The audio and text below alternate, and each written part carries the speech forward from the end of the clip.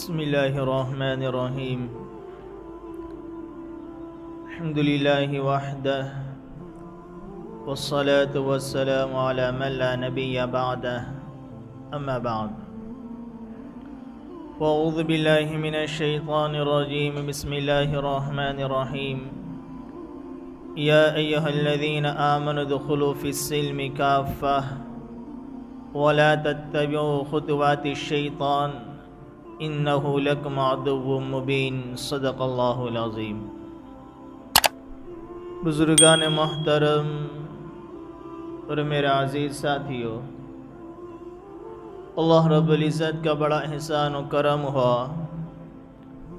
اللہ رب العزت نے ہم سب کو اس بابرکت مجلس میں شرکت کرنے کی توفیق عطا فرمائی۔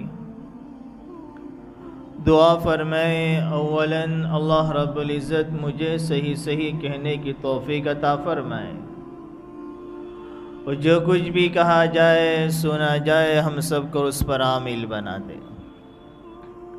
قرآن کریم کی ایک آیت کریمہ میں نے آپ حضرات کے سامنے تلاوت کی۔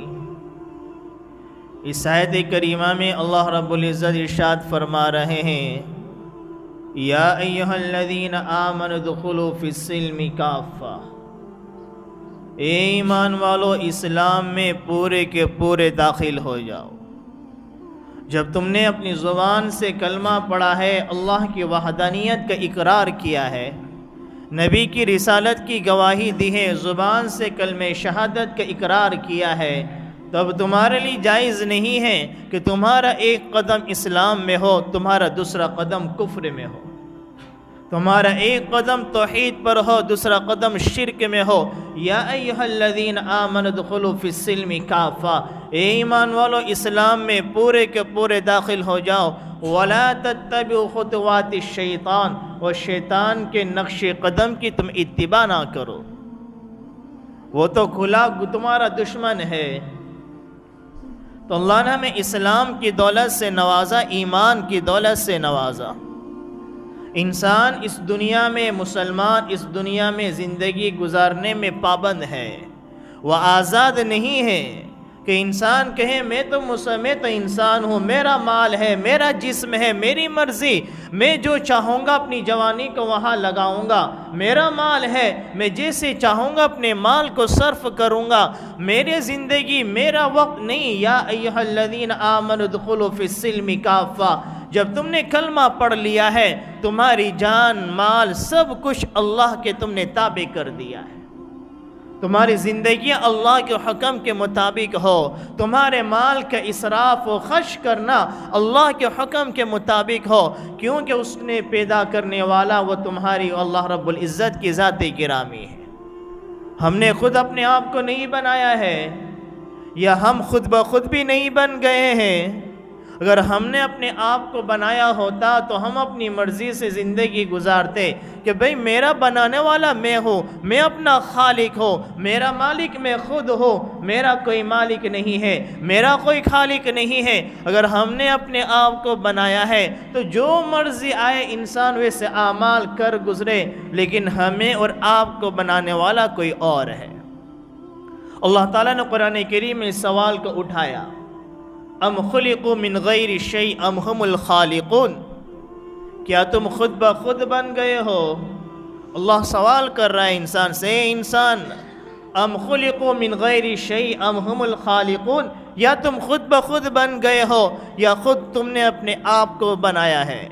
ام خلق السماوات والارض، کیا زمین و آسمان کو تم نے بنایا، اس زمین کو تم نے بچھایا، اس آسمان کی چھت کو تم نے تانا، زمین کی چیزوں کو تم نے پیدا کیا، زمین کے درمیان کی بکھری ہوئی چیزوں کو تم نے پیدا کیا۔ ان سوالوں کے جواب کو اگر تلاش کیا جائے، اللہ اکبر، اگر تم خود بخود بن گئے ہو یا تم نے خود اپنے آپ کو بنایا ہے تو کوئی سوال ہی پیدا نہیں ہوتا۔ جو مرضی آئے انسان زندگی گزارتا چلا جائے، پھر حلال و حرام بھی ختم، جائز و ناجائز بھی ختم، پھر دودھ کا حلال ہونا بھی ختم، شراب کا حرام ہونا بھی ختم، پھر سچ اور جھوٹ میں کوئی فرق نہیں رہے گا، حیا اور بے حیائی میں کوئی فرق نہیں رہے گا۔ دین اور رات میں کوئی فرق نہیں رہے گا، ایمان اور کفر میں کوئی فرق نہیں رہے گا، اسلام اور کفر میں کوئی فرق نہیں، توحید اور شرک میں کوئی فرق نہیں رہے گا، نماز پڑھنے میں نماز چھوڑنے میں کوئی فرق نہیں رہے گا، کیونکہ خود تم نے اپنے آپ کو بنایا ہے، تمہیں کسی کو جواب نہیں دینا ہے۔ اگر ان سوالوں کے جواب کو اگر ہم تلاش کرتے ہیں تو ہم خود بخود نہیں بنے ہیں۔ دنیا میں کوئی بھی ایسی چیز آپ کو نظر نہیں آتی جو خود بخود بن گئی ہو۔ کبھی ہمارے گھروں میں ایسا نہیں ہوا کہ صبح میں جب رات میں سوئے، صبح میں آنکھیں کھلی، ایک خوبصورت سا بچہ ہمارے گھر میں پڑا ہوا ہو، گھر میں روٹیاں بنتی چلی گئی ہو، کھانا بنتا چلا گیا ہو، گھر صاف ہوتا چلا گیا ہو، سارے کام آٹومیٹک ہوتے چلے گئے ہو۔ کبھی ہمارے گھروں میں ایسا نظام نہیں ہوا تو ہم نے خود اپنے آپ کو نہیں بنایا، تو گھر کی کوئی بھی چھوٹی سی چھوٹی چیز خود بخود نہیں بنتی ہے۔ اتنا بڑا وجود انسان کا وہ خود بخود کیسے بن گیا؟ اس کو بنانے والا اللہ تعالی کی ذات ہے۔ اگر ہم نے بھی اپنے آپ کو نہیں بنایا ہے، اگر ہم نے اپنے آپ کو بنایا ہوتا تو اس دنیا میں کوئی بھی بدصورت آپ کو نظر نہیں آتا، کوئی بھی کالا کلوٹا آپ کو نظر نہیں آتا، کوئی بھی پتلا دبلا آپ کو نظر نہیں آتا۔ ہر ایک اپنے آپ کو حسین بناتا، خوبصورت بناتا۔ یہ تو ہمارے نبی کی شان ہے کہ ہمارے نبی کے بارے میں حسان بن ثابت فرماتے ہیں وَأَحْسَنُ مِنْكَ لَمْ تَرَ قَطُّ عَيْنِي وَأَجْمَلُ مِنْكَ لَمْ تَلِدِ النِّسَاءُ خُلِقْتَ مُبَرَّأً مِنْ كُلِّ عَيْبٍ كَأَنَّكَ قَدْ خُلِقْتَ كَمَا تَشَاءُ۔ اے نبی آپ تو ایسے حسین ہے، آپ تو ایسے خوبصورت ہیں کہ آج تک کسی آنکھوں نے ایسا حسین نہیں دیکھا۔ وَأَجْمَلُ مِنْكَ لَمْ تَلِدِ النِّسَاءُ، آپ تو ایسے جمیل ہے، آپ تو ایسے حسن و جمال کے مالک ہے، آج تک کسی ماں نے ایسا حسین بچہ جنا نہیں ہے۔ خُلِقْتَ مُبَرَّأً مِنْ كُلِّ عَيْبٍ، اللہ نے ہر عیب سے آپ کو پاک اور منزہ پیدا فرمایا۔ كَأَنَّكَ قَدْ خُلِقْتَ كَمَا تَشَاءُ، گویا آپ نے اپنے بارے میں جیسا چاہا کہ میری آنکھ ایسی ہونی چاہیے، میرے کان ایسے ہونے چاہیے، میرے گال ایسے ہونے چاہیے، میرے ہاتھ ایسے ہونے چاہیے، میری ہائٹ اتنی ہونی چاہیے۔ آپ نے اپنے جسم کے بارے میں جیسا چاہا اللہ نے ویسا آپ کو بنایا۔ یہ صرف ہمارے نبی کی خصوصیت ہے۔ دنیا میں کوئی انسان ایسا نہیں ملے گا بالکل کامل ہو، فٹ ہو، کہ اس کی کسی نہ کسی عضو میں کمی نظر آئے گی۔ اگر ہم نے اپنے آپ کو بنایا ہوتا تو ہم نے اپنے آپ کو حسین بناتے، خوبصورت بناتے، ہمارے جیسا دنیا میں کوئی ثانی نہیں ہوتا۔ لیکن اس سوال کا جواب بھی ملتا ہے، نہ ہم خود بخود بنے ہیں، نہ ہم نے اپنے آپ کو بنایا ہے۔ اگلا قرآن کریم تیسرا سوال کہتا ام خلق السماوات والارض، اگر تم خود بخود بنے ہو تب بھی تم آزاد ہے، جو مرضی آئے زندگی گزارتے چلے جاؤ، آگے تمہیں کسی کو جواب دینے کی ضرورت نہیں ہے۔ کوئی سوال کرے کہہ دینا ہم تو خود بخود بن گئے، ہمارے بنانے والا کوئی نہیں، یا تم نے اپنے آپ کو بنایا ہے تب بھی کوئی سوال نہیں۔ آگے کا سوال کیا جائے زندگی کے بارے میں، اعمال کے بارے میں، جوانی کے بارے میں، مال کے بارے میں، تو جواب دے دینا کہ ہمارے بنانے والے ہم خود تھے، ہمیں کسی کو جواب دینے کی ضرورت نہیں ہے۔ لیکن نہ ہم خود بخود بنے ہیں، نہ ہم نے اپنے آپ کو بنایا ہے۔ آگے قرآن کریم تیسرا سوال اٹھاتا ہے ام خلق السماوات والارض، کیا زمین و آسمان کو تم نے بنایا، زمین کی چھت کو تم نے بنایا، اس زمین کی فرش کو تم نے بچھایا، آسمان کی چھت کو تم نے بنایا، ان کے درمیان کی چیزوں کو اگر تم نے بنایا، تم اپنی مرضی سے زمین پر ناچتے رہو، اس زمین پر گناہ پہ گناہ کرتے رہو، اس زمین پر اپنی مرضی کے مطابق زندگی گزارتے رہو، اس زمین پر اپنی خواہشات کی تکمیل کرتے رہو، اس زمین پر اپنے نفس کے متبع بن کر زندگی گزارتے رہو۔ اگر تم نے اس زمین کو خود اپنے آپ بچھایا ہے، لیکن اس کا جواب بھی تلاش کرتے ہیں، انسان تو اتنا کمزور ہے، اتنا ناقص ہے، ایک ذرہ نہیں بنا سکتا، پوری زمین کیسے بناتا؟ ایک پانی کا قطرہ نہیں بنا سکتا، سمندر کیسے بناتا؟ ایک پتا نہیں بنا سکتا، پورا درخت کیسے بناتا؟ ایک دانہ نہیں بنا سکتا، پورا جہاں کیسے بناتا؟ ایک پتھر نہیں بنا سکتا، پورا ہمالیہ پہاڑ جیسے پہاڑوں کو کیسے بناتا؟ تو پتہ چلا ہم اپنے آپ بھی نہیں بنے ہیں، ہم نے اپنے آپ کو بھی نہیں بنایا ہے، اور اس کائنات کو بنانے والے بھی ہم نہیں ہیں، کوئی اور ہے۔ قرآن کریم اس کو کہتا ہے هل اتى على الانسان حين من الدهر لم يكن شيئا مذكورا۔ پھر انسان کی کہانی کیا ہے، انسان کی تاریخ کیا ہے؟ قرآن کریم کہتا ہے هل اتى على الانسان حين من الدهر لم يكن شيئا مذكورا۔ اے انسان تیری تاریخ میں تجھے بتاتا ہوں، تیری ابتدا کیسے ہوئی، تیری انتہا کیا ہے، تیری تاریخ کیا ہے۔ زندگی میں ایک دن ایسا تھا، ایک وقت ایسا تھا کہ زمین پر انسان کا نام و نشان بھی نہیں تھا۔ لم يكن شيئا مذكورا، انسان کے تذکرے نہیں کیے جاتے تھے، انسان کے چرچے نہیں کیے جاتے تھے، انسان کا زمین پر وجود نہیں تھا۔ اللہ فرما رہے اے انسان ہم نے تمہیں بنایا، تمہارا پیدا کرنے والا، تمہارا خالق، تمہارا مالک میں ہوں، تمہارا مالک بھی میں، تمہارا خالق بھی میں، تمہارا رب بھی میں ہوں۔ وَمَا مِن دَابَّةٍ فِي الْأَرْضِ إِلَّا عَلَى اللَّهِ رِزْقُهَا، پوری کائنات کا رزاق اللہ تعالیٰ فرما رہا ہے میں ہوں۔ وَمَا خَلَقْتُ الْجِنَّ وَإِنسَ إِلَّا لِيَعْبُدُونَ، انسان کو بنانے والا میں، جناتوں کو بنانے والا میں، آسمان کی چھت کو بنانے والا میں۔ وَالسَّمَاءَ سَقْفًا مَحْفُوظًا، آسمان کی چھت کو ہم نے بنایا۔ وَالْأَرْضَ فَرَشْنَاهَا، زمین کو ہم نے بچھایا۔ وَإِلَى الْجِبَالِ كَيْفَ نُصِبَتْ، پہاڑوں کو ہم نے جمایا، پہاڑوں کو ہم نے بچھایا۔ وَمِنَ الْجِبَالِ جُدَدٌ بِيضٌ وَحُمْرٌ مُخْتَلِفٌ أَلْوَانُهَا، کوئی پہاڑ سرخ ہے، کوئی سفید ہے، الگ الگ رنگ دینے والے ہم ہیں۔ وَأَنزَلْنَا السَّمَاءَ مَاءً طَهُورًا، آسمان سے پانی کو ہم نے برسایا۔ وَهُوَ الَّذِي جَعَلَ الشَّمْسَ ضِيَاءً، سورج کو روشنی میں نے دی۔ وَالْقَمَرَ نُورًا، چاند کو نورانیت میں نے دی۔ إِنَّا زَيَّنَّا السَّمَاءَ الدُّنْيَا بِزِينَةٍ الْكَوَاكِبِ، آسمان کو ستاروں کے ذریعے آراستہ میں نے کیا۔ تجھے غذا کی ضرورت پڑی، تو نے تو زمین میں بیج ڈال دیا، زمین سے گلے میں نے نکالے، زمین سے اناج میں نے نکالے۔ تو نے تو ایک دانہ ڈالا تھا، اس دانے سے پودا میں نے نکالا، اس پر پھل میں نے لگایا۔ اس خالق کی قدرت پر غور تو کرو کہ پورا درخت کڑوا، اس کی شاخیں کڑوی، اس کے پتے کڑوے، ان کڑوے پتے پر کڑوے درختوں کے درمیان میٹھے پھلوں کو لگا دیتا ہے، اس پہ چھلکوں کو لگا دیتا ہے، ان کے اندر کے گودے کو محفوظ کر لیتا ہے۔ یہ کل کائنات کا خالق مالک تیرا رب ہے، اس کائنات کا مالک بھی تیرا رب ہے، وہ تیری ذات کا خالق مالک بھی تیرا رب ہے۔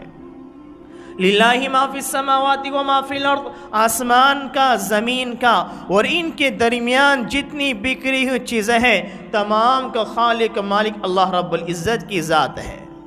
ہمیں ان سوالوں کا جواب مل گیا کہ زمین و آسمان ان کے درمیان کا مالک اللہ ہے، ہمیں بنانے والا اللہ ہے۔ اب اگر ہم اپنی مرضی کے مطابق دنیا میں زندگی گزارتے ہیں تو اپنی آخرت کو ہم برباد کرنے والے ہیں۔ اللہ تعالیٰ قرآن کریم میں فرما رہے یا ایہا الذین آمنوا ادخلوا، اے ایمان والو اسلام میں پورے کے پورے داخل ہو جاؤ۔ ہم اپنے اسلام کا جائزہ لیں، اپنے کلمے کا جائزہ لیں، اپنے گریبان میں جھانکیں کہ میں کتنا اسلام میں داخل ہوں، کتنا اسلام سے باہر ہوں۔ ایک صحابی ایک مسلمان ہو گئے۔ عبداللہ بن سلام یہودیوں کے بہت بڑے عالم تھے۔ مسلمان ہونے کے بعد یہودی تھے، یہودی کے بہت بڑے عالم تھے۔ اسلام لانے کے بعد انہوں نے سوچا میں مسلمان تو ہو گیا، لیکن ہمارے یہودی مذہب میں اونٹ کا گوشت نہیں کھایا جاتا، اور اسی طریقے سے اونٹ کا گوشت نہیں کھایا جاتا ہے، اور اونٹ کا دودھ نہیں پیا جاتا ہے۔ میں مسلمان تو ہو گیا، لیکن میں اونٹ کا گوشت نہیں کھاؤں گا، نہ اس کا دودھ پیوں گا۔ اللہ تعالیٰ نے قرآن کریم آیت کریمہ نازل فرما دی، جب تم اسلام لے کر آ گئے، اسلام میں پورے کے پورے داخل ہو جاؤ۔ ہمارا معاشرے کو دیکھیں، ہمارے اسلام کو دیکھیں تو ہم بھی آدھے مسلمان آدھے غیر مسلم نظر آتے ہیں۔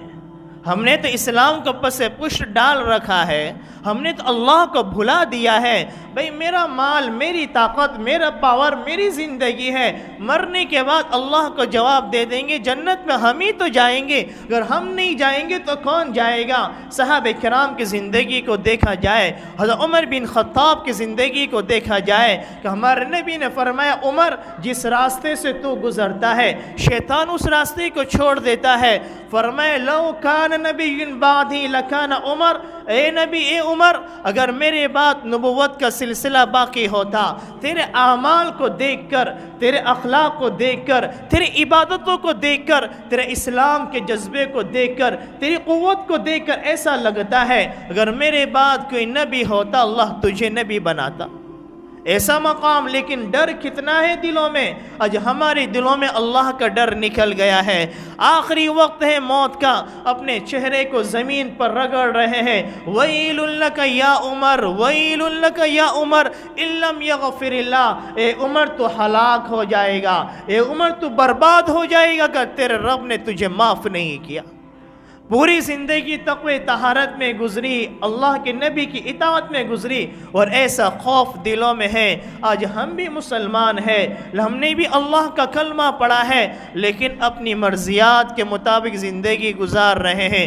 کبھی اس کا خیال نہیں ہوتا کہ میرا بنانے والا اللہ ہے، میرا مالک اللہ ہے، میرا خالق اللہ ہے، مجھے رزق دینے والا اللہ ہے، مجھے عزت دینے والا اللہ ہے، مجھے گھر بار دینے والا اللہ ہے، مجھے روزی روٹی دینے والا اللہ ہے، تو اس اللہ کی میں اطاعت کے مطابق زندگی گزارو۔ تو اللہ تعالیٰ فرما رہے اسلام میں پورے داخل ہو جاؤ۔ اگر ہم مسلمان ہیں، ہم تہوار، مسلمانوں کے تہوار بھی منا رہے ہیں، غیروں کے تہوار بھی منا رہے ہیں، تو ہم مسلمان کہاں ہوئے؟ ہم عید بھی منا رہے ہیں، جہاں غیروں کے تہوار آتے ہیں ان غیروں کے تہوار میں بھی ہمارے نوجوان شریک ہوتے ہیں، اور اس کو کوئی معیوب بھی نہیں سمجھتا، نہ کوئی بڑے اپنے محلے کے نوجوان کو روکنے والے ہو کہ یہ اتران کا تہوار ہمارا تہوار نہیں ہے۔ ہم تو مسلمان ہیں، ہمیں اسلام میں پورا داخل ہونا ہے، یہ تہوار ہمارا نہیں ہے۔ اگر محلے میں کچھ اور چیز کی خرافات ہو، سارے بڑے چھوٹے اس کے پیچھے محنت کرتے ہیں کہ یہ خراب چیز ہمارے معاشرے سے نکل جائے، لیکن اس کی محنتیں ہمارے معاشرے میں نہیں ہو رہی ہے کہ ہم اس کی بھی محنت کرنے والے بنے کہ ہمارے پورے محلے میں ٹیریس پہ کوئی نہیں چڑھے گا، کوئی بھی گانے نہیں بجائے گا، کوئی بھی غیر مسلم کے تہوار میں شریک نہیں ہوگا، کوئی بھی پتنگ نہیں اڑائے گا۔ اس کی تحریک چلانے والے آج ہمیں کوئی نظر نہیں آتا۔ یہ غیروں کا تہوار، اس میں کتنی خرافاتیں ہیں۔ علماء کرام فرماتے ہیں کہ مال کا ضیاع، ایک انسان اپنے مال کے ذریعے پتنگ خریدتا ہے، دوری خریدتا ہے۔ اللہ نے مال دیا ہے، بڑی نعمت ہے۔ اللہ کے جو مال دیا تھا، اللہ کے مال کو آپ نے نافرمانی پر لگایا، گناہ پر لگایا، غیروں کے طریقوں پر لگایا، غیروں کے تہوار میں لگایا، اور اسی طریقے سے فضولیات میں لگایا۔ جو اللہ دینے پر قادر ہے وہ اللہ لینے پر اور چھیننے پر بھی قادر ہے۔ یہ مال کی دولت کی ناقدری ہوئی، ناشکری ہوئی۔ اللہ نے مال دیا، آپ نے اپنے مال سے پتنگ اور مانجے پر اور دوری پر لگایا۔ کوئی بندہ یہ کہے کہ بھئی میں تو پتنگ خریدتا ہی نہیں، نہ میں دوری خریدتا، میں تو لوٹتا ہوں، یہ لفظ بھی کسی نے بڑا اچھا اس کے لیے انتخاب کیا ہے۔ لوٹنے کا لفظ، کوئی اور لفظ نہیں لائے۔ بہت کسی نے اس لفظ کو بہت ہی مناسب چسپا کیا ہے۔ پتنگ کو پکڑنے کے لیے پتنگ کے لوٹنے کا لفظ استعمال کرتے ہیں، ہر ایک کہتا ہے پتنگ کو لوٹنا۔ اگر پوچھا جائے کہ کسی کی چیز کو لوٹنا کیسا ہے، تو ہر ایک کوئی بھی عالم کہے گا کسی کے مال کو لوٹنا یہ تو حرام ہے۔ اگر ہم کسی کی پتنگ کو لوٹ رہے ہیں تو شریعت کے اعتبار سے یہ لوٹنا حرام ہے، ناجائز ہے۔ آپ اس کے مالک نہیں ہیں، سامنے والا اس کا مالک ہے، تو اس کا لوٹنا آپ غاصب کہلائیں گے، آپ اس کے مال پر ناحق قبضہ کرنے والے کہلائیں گے، لوٹنے والے کہلائیں گے۔ قیامت میں آپ کو اس کا جواب دینا پڑے گا۔ اسی طریقے سے ایک بندہ پتنگ چگاتا ہے، اس کی چاہت یہ ہوتی ہے میں کسی سامنے والے کی پتنگ کو کاٹ دوں۔ ہمارے نبی نے فرمایا مسلمان کے لیے جائز نہیں ہے کسی مسلمان کو تکلیف پہنچائے۔ المسلم من سلم المسلمون من لسانی و یدی۔ مسلمان کون ہے؟ مسلمان کسے کہتے ہیں؟ مسلمان تو وہ ہوتا ہے اس کی زبان سے، اس کے ہاتھ سے، اس کے بدن کی کسی عضو سے کسی کو تکلیف نہ پہنچے، اس کو مسلمان کہتے ہیں۔ اگر ہم نے کسی کی پتنگ کو کاٹ دیا تو اس کو دلی اعتبار سے تکلیف پہنچی۔ کسی مسلمان کو تکلیف پہنچانا یہ حرام اور ناجائز لکھا ہوا ہے۔ اسی طریقے سے اوپر چڑھنا، نامحرموں کی پر نظریں پڑنا، گانے بجانا، کتنی خرافات ہیں۔ پھر ہم یہ کہتے ہیں کہ ہمارے گھروں میں لڑائی جھگڑے رہتے ہیں، ہمارے کاروبار میں برکتیں نہیں ہوتی، سارے گھر والے کماتے ہیں پھر بھی پیسہ آتا ہے کہاں جاتا ہے سمجھ میں نہیں آتا۔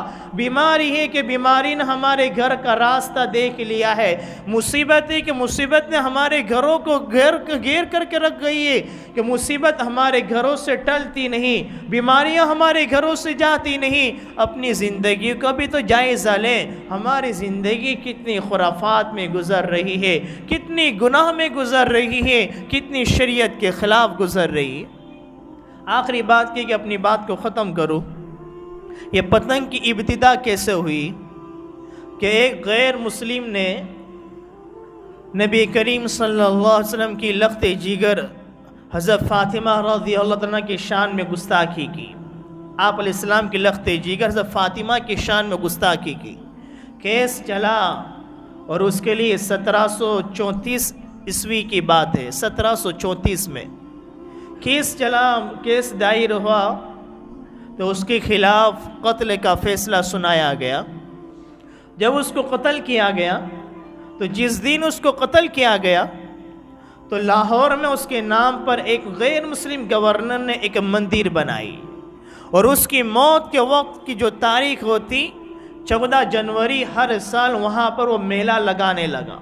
علماء کرام نے اس بات کی وضاحت کی ہے، اور اسی طریقے سے غیر مسلم کی کتابوں میں بھی یہ بات لکھی ہوئی ہے، صرف مسلمانوں کی کتابوں میں نہیں لکھی ہوئی ہے۔